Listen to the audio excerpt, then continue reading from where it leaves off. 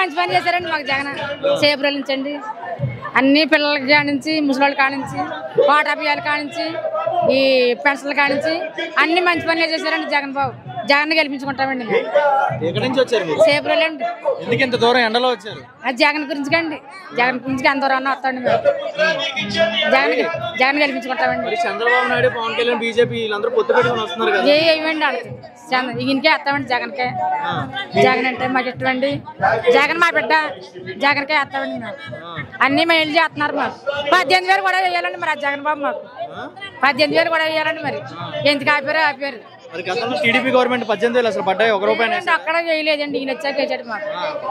జగన్ బాబు అన్ని మంచి పనులు చేశారండి. ఆయన తీసేవచ్చిన పని లేదండి బాబు. అన్ని మంచి పనులు చేశారు. జగన్ బాబు అన్ని మంచి పనులు చేశారండి. జగన్ వేసుకుంటామండి మేము. జగన్ నిలబెట్టుకుంటామండి. పవన్ కళ్యాణ్ జగన్ ఓడిస్తా ఓడించరండి.